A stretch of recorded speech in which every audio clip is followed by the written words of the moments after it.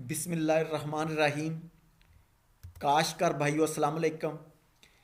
Agriculture advisory forum से खुशहाल किसान मेरा ईमान के स्लोगन के साथ गुफ्तगू का आगाज़ करते हैं। आज की गुफ्तगू का मौजू है साइंस की रूह से डीएपी और नाइट्रोफास में क्या फ़र्क है। आज हम जो भी बात करेंगे वो साइंस की रूह से करेंगे, कोई अपने पास से बात नहीं करेंगे। इंटरनेशनल फर्टिलाइज़र एसोसिएशन, जिसको हम ईफा बोलते हैं, उसकी एक बुक फर्टिलाइजेशन थ्रू इरिगेशन है जो गूगल पे मौजूद है। उसको आप डाउनलोड करके आप स्टडी कर सकते हैं। और आज मैं जो भी बातें करूँगा वो ज़्यादातर इसी बुक से ली गई हैं। इस बुक में खादों के मुतल्लक बहुत सारी गलतफहमियों का अजाला किया गया है। हम बार बार डीएपी की बहुत ज़्यादा तारीफ़ क्यों करते हैं, ये एक अहम सवाल है। दरअसल मैं पिछले 15 सालों से फील्ड में हूँ, फसलों और खादों के ऊपर तहकीक कर रहा हूँ, इसके ऊपर काम कर रहा हूँ। डीएपी ज़िमीदारों को पैदावार देती है, डीएपी से ज़िमीदार पैदावार अच्छी हासिल करते हैं, लेकिन बाज़ नीम हकीम सेल्समैन ज़िमीदारों को कंफ्यूज करते हैं, डबल माइंड करते हैं। डीएपी की बजाय दूसरी कम फास्फोरस वाली नाइट्रोफास और सब स्टैंडर्ड एसएसपी डलवाते हैं, जिससे पैदावार कम आती है और ज़िमीदार ओवरऑल खादों को मुर्दे इल्ज़ाम ठहरा देता है। अगर हम डीएपी और बाकी खादों का, फास्फोरसी खादों का मुवाजना करें तो डीएपी सबसे सस्ती खाद है फास्फोरस देने के लिहाज से। डीएपी में 18% यानी एक बोरी में 9 किलो नाइट्रोजन होती है और डीएपी में 46% फास्फोरस यानी एक बोरी में 23 किलो फास्फोरस होती है, जैसा कि ये बोरी के ऊपर दिखाया भी गया है। जबकि नाइट्रोफास में नाइट्रोजन 22% यानी एक बोरी में 11 किलो और फास्फोरस 20% यानी एक बोरी में 10 किलो फास्फोरस मौजूद होता है। डीएपी की एक बोरी की कीमत 4150 है। डीएपी में जो नाइट्रोजन है उसकी कीमत 684 रुपये है, जबकि जो कि फ़ी किलो 76 रुपये पड़ती है। अगर हम इसको, ये हम यूरिया से लेते हैं, अगर हम इसको माइनस करें 4150 में से तो 3450 रुपये सिर्फ फास्फोरस की कीमत है, जो कि 150 रुपये फ़ी किलोग्राम पड़ती है। जबकि नाइट्रोफास की एक बोरी की कीमत जो आजकल मार्केट चल रही है 2950 रुपये है और जो उसके अंदर नाइट्रोजन की मिकदार है यानी 22% 11 किलो, उसकी कीमत 876 रुपये है। हम 76 रुपये फ़ी किलो डीएपी में नाइट्रोजन की कीमत लगाते हैं और 76 रुपये फ़ी किलो हम नाइट्रोफास में नाइट्रोजन की कीमत लगाते हैं। अगर 2950 में से 836 रुपये नाइट्रोजन के निकाल दें तो बाकी 2114 रुपये फास्फोरस की कीमत पड़ती है, जो कि 20% यानी 10 किलो के हिसाब से 211 रुपये फ़ी किलोग्राम नाइट्रोफास में फास्फोरस की कीमत पड़ती है। यानी एक बोरी डीएपी 2 बोरी नाइट्रोफास के बराबर है। इसीलिए ये एक एनालिसिस है, ये एक तजिया है कि डीएपी में फास्फोरस नाइट्रोफास के लिहाज से बिल्कुल सस्ती पड़ती है। आप इसका खुद भी कैलकुलेशन कर सकते हैं, इसका तजर्बा कर सकते हैं। क्या डीएपी और नाइट्रोफास में यही सिर्फ एक फ़र्क है या और भी इनके अंदर डिफरेंस हैं या और भी फ़र्क हैं?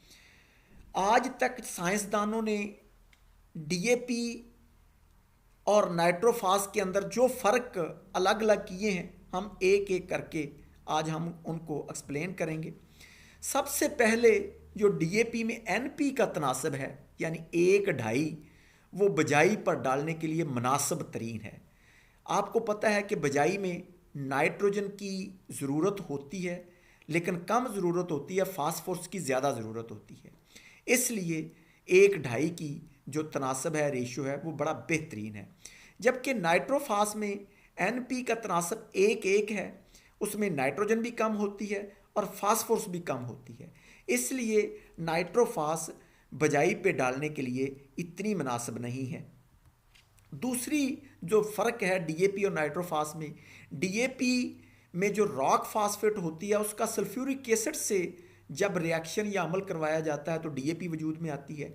जबकि नाइट्रोफास में जो रॉक फास्फेट का अमल या रिएक्शन नाइट्रिक एसिड से करवाया जाता है, जिससे जिप्सम की बजाय कैल्शियम अमोनियम नाइट्रेट बनता है, यानी सल्फेट नहीं बनता, नाइट्रिक एसिड की वजह से अमोनियम नाइट्रेट बनता है जो आम हमारी कैन है। जबकि जिप्सम अगर बने तो उससे रेक्लेमेशन या ज़मीन का जो इस्लाहकारी है उससे ज़्यादा अच्छी होगी। जो एक और फ़र्क है वो डीएपी की पीएच 7.9 है, जबकि नाइट्रोफास की पीएच 3.5 है। इसी बात को बेस बना के वो बहुत सारे लोग डीएपी के ख़िलाफ़ प्रोपोगंडा करते हैं कि डीएपी की पीएच ज़्यादा है जबकि नाइट्रोफास की पीएच कम है। एक बात इधर क्लियर कर लें, मैंने पहले भी अपनी एक वीडियो में ये बताया है कि डीएपी की पीएच 7.9 जो है वो ज़मीनों पे बिल्कुल बुरा असर नहीं डालती। हमारी ज़मीनों की, अच्छी ज़मीनों की खुद पीएच 7.8 से लेके 8.4 तक है। 7.8 से कम ज़मीनों वाली पीएच बहुत कम है, तो इसलिए ये पीएच उसके ऊपर कोई असर नहीं डालेगी। जबकि अगर ये पीएच ज़्यादा भी होती तो बफरिंग कैपेसिटी ज़मीन के अंदर कैल्शियम कार्बोनेट, जिसको हम चूना कहते हैं, इतनी मिकदार मौजूद है कि ये जो नाइट्रोफास की पीएच 3.5 या 3.5 है, ये उसका 1 पॉइंट भी नीचे नहीं ला सकती। यानी इतनी कम पीएच होने के बावजूद उसका 8.4 से 8.3 या 8.2 पे नहीं ला सकती। ये एक आजमूदा बात है। ये मैंने जो अभी बुक ईफ़ा की बुक है उसके अंदर भी आप उसको स्टडी कर सकते हैं, उसके अंदर भी रेफरेंस मौजूद है। या आप कहीं से भी देख सकते हैं कि ज़मीन की जो बफरिंग कैपेसिटी है वो ज़मीन की पीएच को नीचे कभी भी नहीं आने देती। इसलिए ये बात ज़हन से निकाल दें कि डीएपी की पीएच ज़्यादा है और नाइट्रोफास की पीएच कम है। नाइट्रोफास की पीएच कम होने के बावजूद ज़मीन की पीएच कम नहीं आएगी। और जो एक और अहम फ़र्क है वो डीएपी में जो नाइट्रोजन होता है वो 100% अमोनिकल नाइट्रोजन होता है और वो आहिस्ता आहिस्ता वो जो मिलता है पौधे को, आहिस्ता आहिस्ता रिलीज़ होता है। और नाइट्रोफास में 50% मोनिकल नाइट्रोजन होता है और 50% नाइट्रेट होता है। ये आप सारे लोग रिसर्चर भी जानते हैं, आजकल ज़मींदारों को भी इस चीज़ का बहुत पता अच्छी तरह मालूम है कि नाइट्रेट के लीचिंग लॉसेस फ़ौरन हो जाते हैं। अगर ये मुंजी के अंदर या धान के अंदर डाल दिया जाए, खड़े पानी के अंदर डाल दिया जाए, तो नाइट्रेट फ़ौरन ऐसी शक्ल में चला जाता है जो पौधे को मैसर नहीं होता, जिसको हम लीचिंग लॉसेस बोलते हैं। डीएपी की हल पजीरी 90% है और नाइट्रोफास की हल पजीरी 70% है। ये इसमें जो मैंने मेंशन किया है, ये इधर मैंने दायरा लगाया है, इधर से भी देख सकते हैं। ये इसके सफ़ा नंबर जो इसके टेबल नंबर 4.1 के अंदर ये जो फर्टिलाइज़र थ्रू इरीगेशन, इसके अंदर आप इसकी हल पजीरी देख सकते हैं। बाकी आप इंटरनेट से भी स्टडी कर आप उसका मताला कर सकते हैं कि डीएपी की हल पजीरी 90% से ज़्यादा है और नाइट्रोफास की हल पजीरी 70% है। ये आम जब हम डीएपी को पानी के अंदर हल करते हैं तो वो घुलने में थोड़ा सा टाइम लगाती है, लेकिन आहिस्ता आहिस्ता वो घुल जाती है, वो उसकी कोटिंग की वजह से होती है, और जबकि इसका और कोई फ़र्क नहीं है। एक अहम फ़र्क जो डीएपी में फास्फोरस और नाइट्रोजन तहलील होने के बाद या डिज़ोल्व होने के बाद, जिसको हम आजकल लफ्ज़ डिज़ोल्व बोलते हैं, उसको हल होने के बाद 90% पौधों को मिल जाता है, मैसर हो जाता है। जबकि नाइट्रोफास में फास्फोरस और नाइट्रोजन तहलील होने के बाद, हल होने के बाद, डिज़ोल्व होने के बाद पौधे को 70% मिलता है। ये उसकी अपटेक 70% होती है। ये भी आप ईफा की बुक से आप स्टडी कर सकते हैं, आप इंटरनेट से स्टडी कर सकते हैं, ये मेरी अपनी बात नहीं है, ये साइंसदानों का फ़र्क डाला हुआ है। और एक और जो अहम बात है, डीएपी तमाम फसलों को आप डाल सकते हैं, उसकी सिफारिश की जा सकती है। जबकि नाइट्रोफास धान या मुंजी को डालेंगे तो उसके अंदर जो अमोनिक नाइट्रेट है वो उसकी डीनाइट्रिफिकेशन हो जाएगी और वो एक दूसरी शक्ल में चला जाएगा, जिससे वो पौधे को नहीं मिलता। इसलिए धान या मुंजी को नाइट्रोफास डालने से उसके अंदर जो नाइट्रोजन की मिकदार है वो ज़ाया हो जाएगी। एक और जो अहम फ़र्क है वो है कि डीएपी तमाम ज़मीनों के लिए मुनासिब है।